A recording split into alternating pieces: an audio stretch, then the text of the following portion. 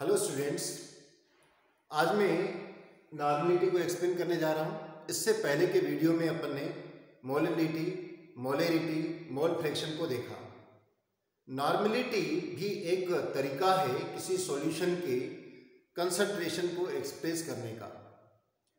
Normality बताने से पहले मैं आपको कुछ कंपाउंड्स का इक्विवेलेंट मास को बताना चाहूँगा। क्योंकि नॉर्मलिटी की डेफिनेशन यही है कि how much number of equivalent mass of solute dissolve in 1 litre of solution is known as normality. देखिए, मैं अभी डेफिनेशन बाद में, पहले मैंने कहा कि इसके कुछ कंपाउंड्स का मैं इक्विवेलेंट मास बताना चाहूँगा, उनका क्या उसमें रिलेशन है। जैसे ये सपोज सॉल्यूशन है, इस सॉल्यूशन का पूरा 1 लीटर मैंने ले लिया है। 1 लीटर सॉल्यूशन में कितना इक्विवेलेंट मास, ग्राम इक्विवेलेंट मास या मास ऑफ सोल्यूट, ठीक है ना। इसमें इस सॉल्यूशन में घुला हुआ है 1 लीटर। क्या है ये? सॉल्यूशन। इस पूरे को हम क्या कहेंगे? इस पूरे को ही हम एक्सप्रेस करेंगे तो नॉर्मलिटी के रूप में बताएंगे। नॉर्मलिटी। तो मैंने बताया कि नॉर्मलिटी को एक्सप्लेन करने से पहले हम बात करेंगे कि इक्विवेलेंट मास क्या है। तो equivalent mass of different compounds अपन देखते हैं। Equivalent mass of different compounds. इसमें सबसे पहले मैं इक्विवेलेंट मास एसिड का देखता हूं।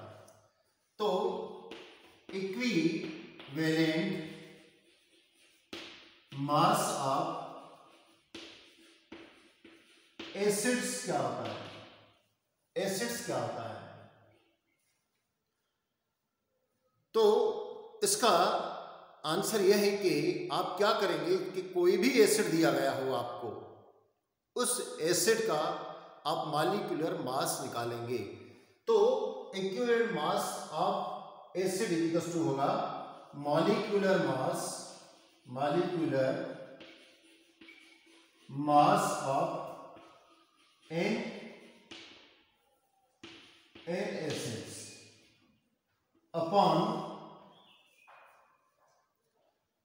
अपॉन क्या हो जाएगा? Basicity upon basicity of acid कर देता हूं, ऑफ एसिड। अब क्वेश्चन यह है कि बेसिडिटी होता क्या है? मैं फिर से रिपीट कर रहा हूं। इक्विवेलेंट मास ऑफ एसिड को कैसे निकालेंगे? तो हम निकालेंगे कि molecular mass of N acid upon basicity. तो बेसिसिटी क्या होती है? देखिए, बेसिसिटी का मीनिंग होता है, मैं यहां लिख देता हूं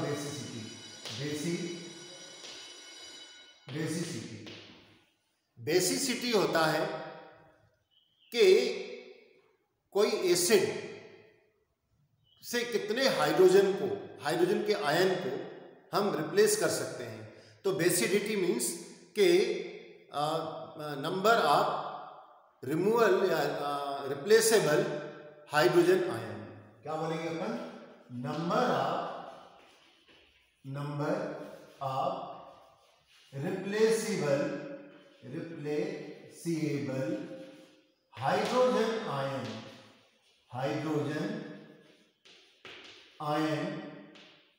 is known as basicity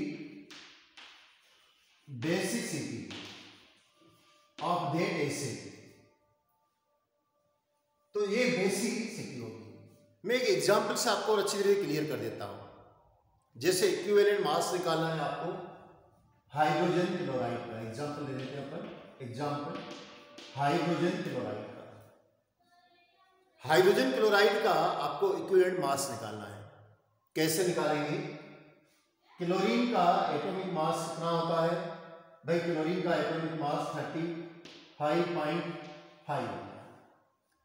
hydrogen का एटॉमिक मास कितना होता है? तो हाइड्रोजन का 1 होता है। टोटल मॉलिक्यूलर मास क्या हो जाएगा? मैं इस साइड से रब कर रहा हूं, है ना, आपको चाहे तो आप इसका स्क्रीनशॉट ले लें, तो मैं यहां से रब कर देता हूं। मैं इसको यहां पर सॉल्व करना चालू कर देता हूं। पहले यहां पर इसका टोटल लगा देता हूं, तो इसका टोटल मॉलिक्यूलर मास हो जाएगा 36.5। 36.5। अब मुझे molecular mass of hydrochloric acid का निकालना है, इक्विवेलेंट मास ऑफ। तो equivalent mass of HCl is equal to क्या हो जाएगा? 36.5। अब देखिए HCl में कितने हाइड्रोजन आयन को रिप्लेस किया जा सकता है? तो भाई है ही एक 1 ना, तो 1 ही किया जा सकता है। तो क्या लिखा जाएगा नीचे? 1। तो आंसर क्या आ जाएगा? 36.5। मीन्स HCl का इक्विवेलेंट मास कितना हो जाएगा? 36.5। एक और एग्जांपल देख लेते हैं अपन। Equivalent mass of H2SO4 is. अब देखो, इसको निकालने से पहले तो इसका क्या करते हैं अपन? इसका निकालने के लिए अपन इसका मॉलिक्यूलर मास निकालेंगे। हाइड्रोजन इसमें कितने हैं? 2 है। सल्फर इसमें कितना है? 1 है। ऑक्सीजन इसमें कितने हैं? 4 है। ठीक है ना, ये 4 ऑक्सीजन है। अपन अब इसको देखेंगे 2 × 1 = 2, क्योंकि हाइड्रोजन का मास 1 होता है। सल्फर 1 है, तो 1 × 32 = 32। और ऑक्सीजन 4 है, और हर एक ऑक्सीजन का एटॉमिक मास होता है 16, तो = हो जाएगा 64। ओवरऑल इसका मॉलिक्यूलर मास हो जाएगा 98। देखो 2 2 4 4 और 4 8 और 3 और 6 9। इस तरीके से इसका एटॉमिक मॉलिक्यूलर मास 98 हो जाएगा। तो हमें H2SO4 का क्या निकालना है? इक्विवेलेंट मास। तो इक्विवेलेंट मास ऑफ H2SO4 = क्या हो जाएगा? 98 अपॉन। अब H2SO4 में देखिए आप कितने हाइड्रोजन हैं? इसमें 2 हाइड्रोजन है, तो ये कितने हाइड्रोजन को रिप्लेस कर सकता है? 2 हाइड्रोजन को। तो अपन इसको 2 से डिवाइड करेंगे। तो इस तरीके से H2SO4 का इक्विवेलेंट मास कितना आ जाएगा? 49। बात क्लियर हुई? अगर थोड़ा कुछ कंफ्यूजन रहा तो और बाद में आगे एक और एग्जांपल ले रहा हूं, एसिड का नहीं, बेस का। वैसे ही इक्विवेलेंट मास जैसे अपने एसिड का निकाला, वैसे ही मैं बेस का निकाल रहा हूं। आप चाहें तो इसका स्क्रीनशॉट ले लें, क्योंकि मुझे रब करना पड़ेगा। इक्विवेलेंट मास ऑफ बेस में मैं ले रहा हूं सोडियम हाइड्रोक्साइड ले रहा हूं पहला, ठीक है ना, इसका इक्विवेलेंट मास। तो इक्विवेलेंट एग्जांपल बाद में, पहले इसको equivalent mass of base is equal to क्या हो जाएगा? बेस के लिए molecular mass of the base, molecular mass of solute यानी कि बेस अपॉन एसिडिटी। जैसे उसमें बेसिसिटी थी, वैसे इसमें एसिडिटी। तो एसिडिटी किसे कहेंगे? जैसे बेसिडिटी थी वैसे ही एसिडिटी, तो एसिडिटी किसे कहेंगे? ठीक है ना। तो एसिडिटी होता है कि नंबर ऑफ हाइड्रोक्सी लेता हूं, नंबर ऑफ, ऐसा करते हैं, replaceable hydroxy ion is known as क्या कहलाएगा, एसिडिटी। यहां लिखता हूं एसिडिटी,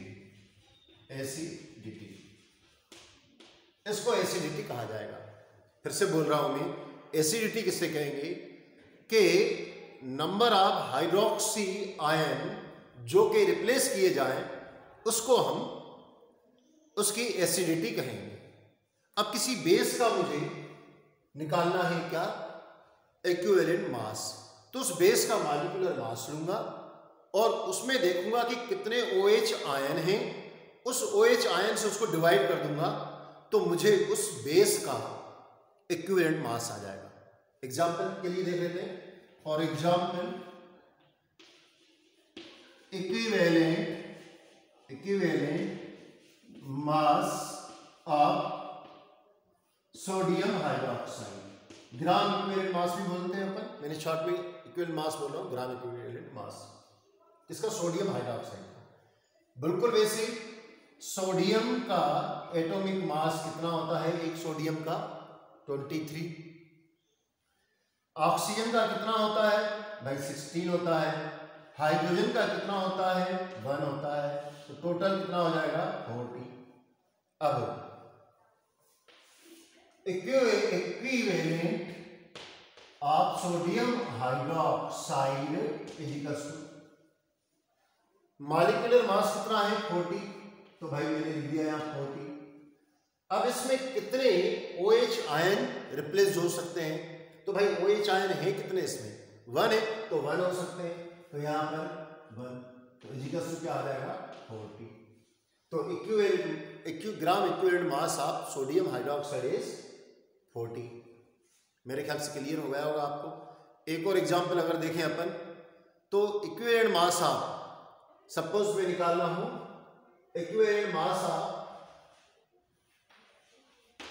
कैल्शियम हाइड्रोक्साइड, तो कैल्शियम का एटॉमिक मास कितना होता है, कैल्शियम का एटॉमिक मास 40 होता है, तो मैंने यहां पर 40 रख दिया। अब इसमें रिप्लेसेबल हाइड्रोक्सी आयन कितने हैं 2, तो इसको 2 से अपन ने डिवाइड कर दिया, कितना आ जाएगा 20, तो इजिकल्स टू 20 इसका इक्विवेलेंट मास आ जाएगा, किसका, कैल्शियम हाइड्रोक्साइड का, इस तरीके से हम equivalent mass calcium hydroxide sodium hydroxide का निकाल सकते हैं। ये तो था बेस के लिए।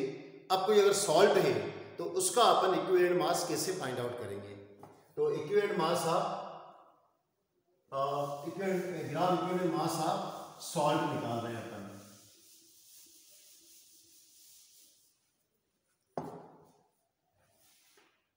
ग्राम इक्विवेलेंट मास ऑफ सॉल्ट क्या हो जाएगा, equals to molecular mass of the salt, molecular mass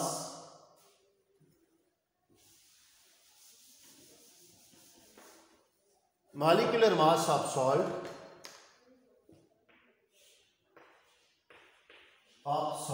upon, अब इसमें क्या हो जाएगा, अपॉन में क्या आना चाहिए, तो इसमें पॉजिटिव या नेगेटिव वैलेंसी उसको अपन इसमें लेंगे, तो पॉजिटिव और negative valency of ion,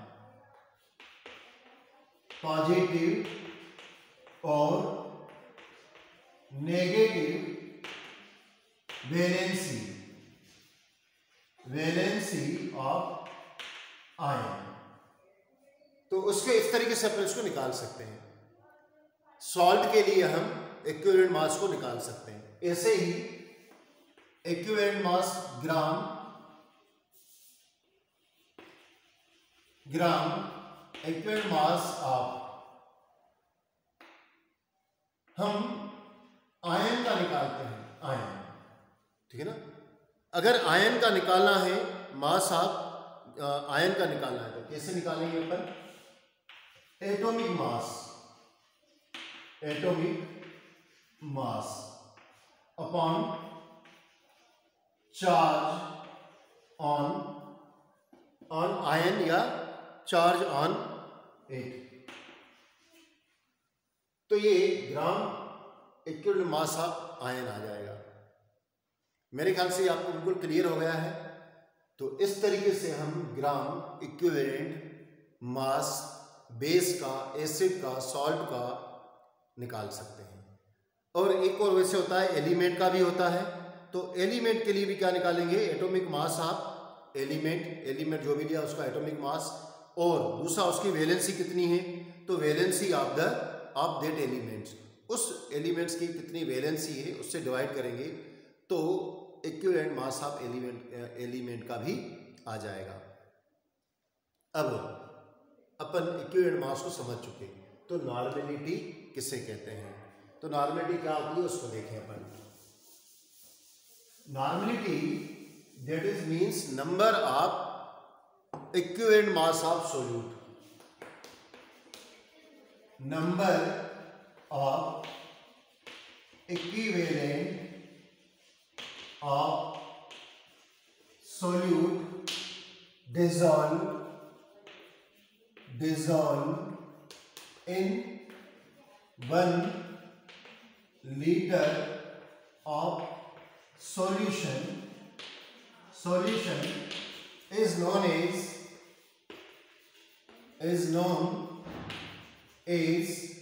normality। इसको हम नॉर्मेलिटी कहेंगे। और इस नॉर्मेलिटी को हम किससे रिप्रेजेंट करते हैं, तो it is represented by N. इसको एन से रिप्रेजेंट करते हैं। सपोज किसी सॉल्यूशन की नॉर्मेलिटी 0.5 है तो उसको अपन कैसे बताएंगे, 0.5 नॉर्मेलिटी को, तो ये 0.5 एन करके बताएंगे। और दूसरा तरीका क्या है, इसको यूं भी बता देंगे n/2। भाई इसका पॉइंट हटा दोगे, क्या आ जाएगा, पॉइंट हटा दिया अपन ने तो क्या आ जाएगा, 10 हो जाएगा n, ये पॉइंट हट गया, इससे डिवाइड करेंगे 2 तो क्या आ जाएगा n/2। इस तरीके से हम नॉर्मेलिटी किसी सॉल्यूशन को रिप्रेजेंट करते हैं। नॉर्मेलिटी को रिप्रेजेंट करने का ये तरीका है। अब एक बात और बताना है मुझे कि नॉर्मेलिटी पर टेम्परेचर का इफेक्ट पड़ता है। मींस टेम्परेचर को चेंज करेंगे तो नॉर्मेलिटी भी चेंज हो जाती है। क्यों, क्योंकि इसमें वॉल्यूम लिया गया है, लीटर आयन में वॉल्यूम लिया गया है, इसलिए इसमें चेंज आ जाता है। कुछ इसके दो एक एग्जाम्पल अपन देख लें तो और ज़्यादा अपन को क्लियर हो जाएगी। एग्जाम्पल से पहले मैं एक और बात बता दूँ आपको कि पहले तो रिलेशनशिप देख लेते हैं इसके, फिर अपन एग्जाम्पल देखेंगे और इसको कैसे अपन न्यूमेरिकल से सॉल्व करेंगे उसको देखेंगे। एक और वर्ड को देखिए, डाइल्यूशन किसे कहते हैं, डाइल्यूशन इक्वेशन क्या होती है, डाइल्यूशन इक्वेशन किसे कहते हैं। डाइल्यूशन इक्वेशन या जो मैंने आपको अभी बताया क्या कि relationship between normality and volume, normality and molarity और नॉर्मेलिटी ऑफ मोलरिटी, इस तरीके से हम उनमें रिलेशनशिप देखेंगे। बात एक ही है, डाइल्यूशन की भी यही है। अब देखिए, अगर मैं यूं कहूं कि 1 लीटर एक सॉल्यूशन में है ना, जैसे V1 है, V1 में N1 नॉर्मेलिटी, V1 सॉल्यूशन में N1 नॉर्मेलिटी का कोई सब्सटेंस घुला हुआ है, ओके। तो उस सॉल्यूशन में अगर उसको चेंज कर दिया जाए, उसकी नॉर्मेलिटी को, उसके वॉल्यूम को चेंज कर दिया जाए तो नई नॉर्मेलिटी कितनी हो जाएगी। तो उसके लिए कैसे बताएंगे अपन, तो अपन ये बताएंगे कि इफ मैं लिख देता हूँ ना, पहले मैं इसको हेडिंग में लगा देता हूँ कि relationship between normality of a solution and molarity, ठीक है ना, मोलरिटी। तो मैं इसको रख कर दूंगा।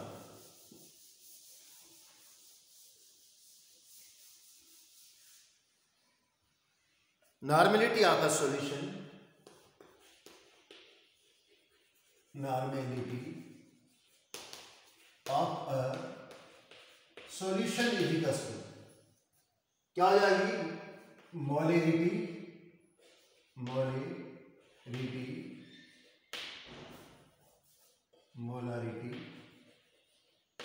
इनटू मॉलिक्यूलर मास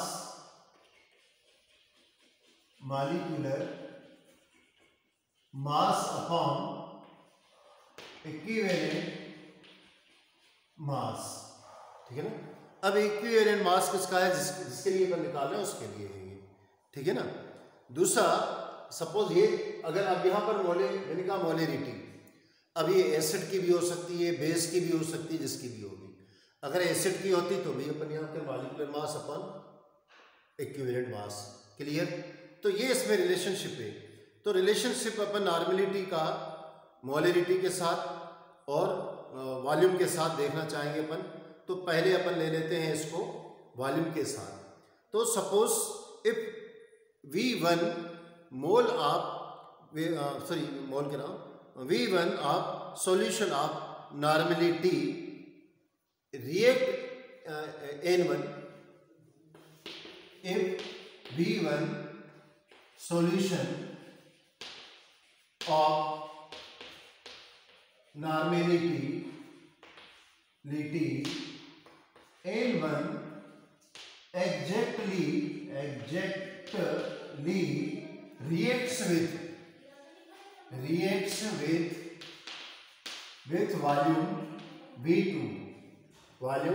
volume V2, then N2 यानी normality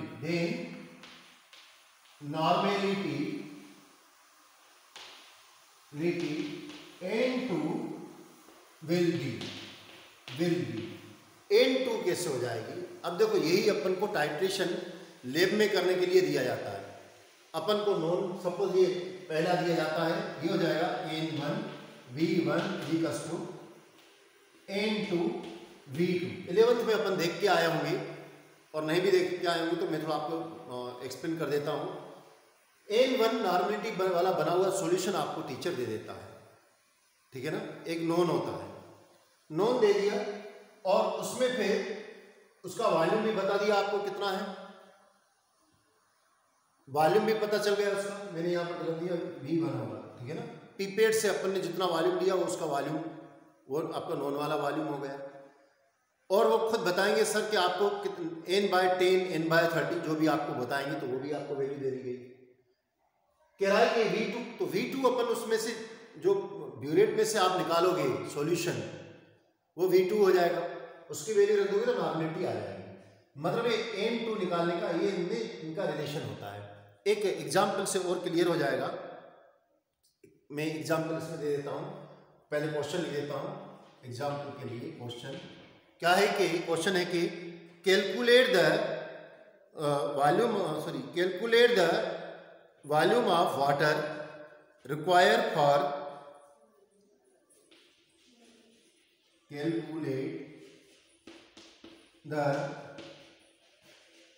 volume of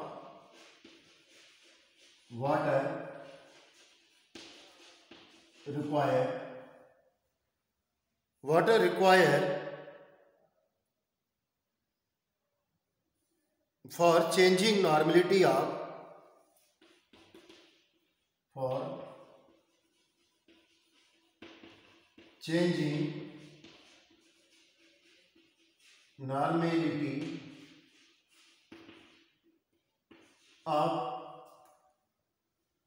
normality of 40 ml sodium hydroxide, 40 ml sodium hydroxide N by sodium hydroxide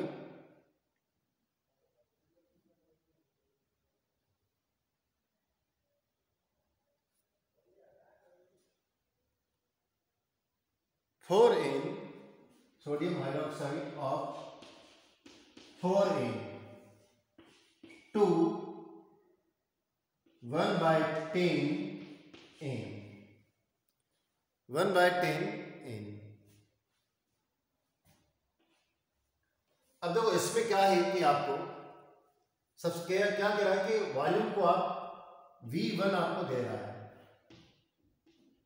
जो गिवन है वो V1 कितना है 40, और N1 कितना है, N1 आपके पास 4 है, वो 4 दिया ये वाला 4, ठीक है ना।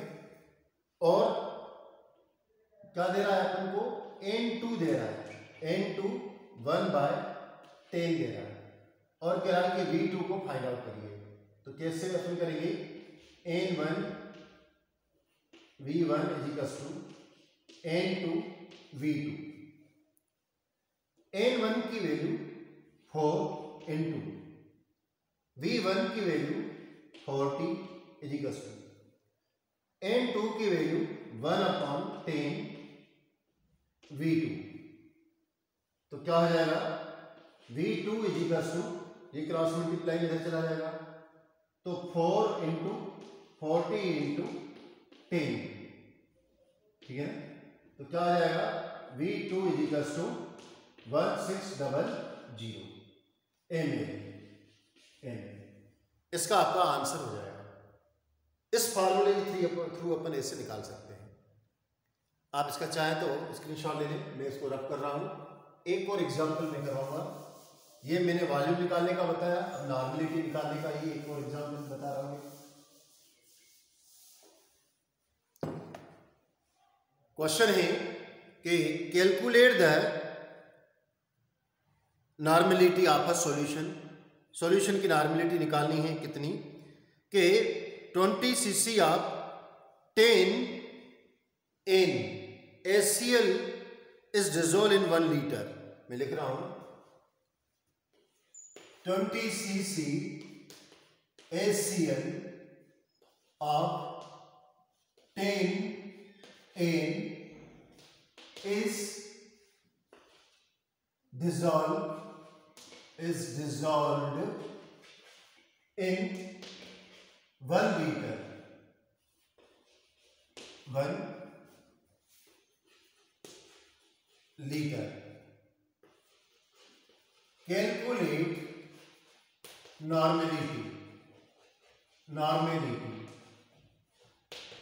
नॉर्मेलिटी को कैलकुलेट करेंगे। अब देखिए सबसे पहले क्या है, गिवन है हमारे पास। गिवन में क्या है, ये सीसी दिया गया है, मतलब पीपेट से आपने जो लिया है वो पीपेट से, ये गिवन है। इसका वॉल्यूम कितना है 20 ml। N1 कितना दिया है, N1 दिया है 10 अपन को दिया है, N/10 यानी 10 दिया है, क्लियर। और अपन को N पहले V2 दिया है कितना, डिजोल्व इन 1 लीटर। तो 1 लीटर में डिजोल्व है, 1 लीटर कर देता हूं, लीटर में निकालना है। और N2 अपन को निकालना है, N2। तो कैसे निकालेंगे अपन, वापस यही फार्मूला लगाएंगे।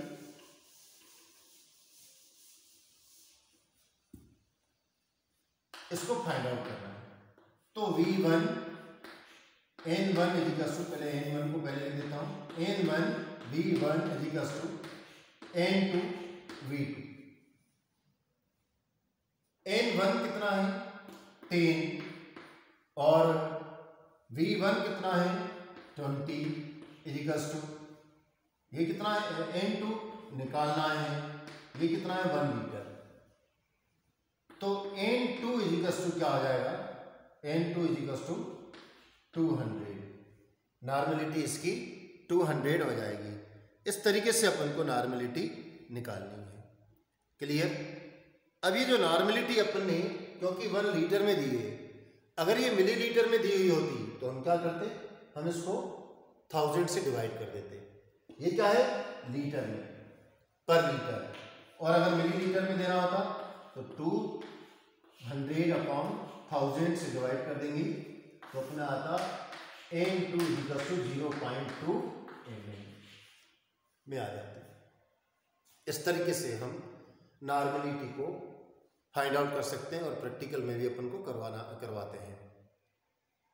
तो आज के लिए इतना। इसके बाद हम आगे आपको सॉल्युबिलिटी को एक्सप्लेन करेंगे, किंतु सॉल्युबिलिटी से पहले मैं आपको फार्मूला मास भी वहाँ पर बता दूंगा। तो आज के लिए इतना। Thank you. Have a nice day.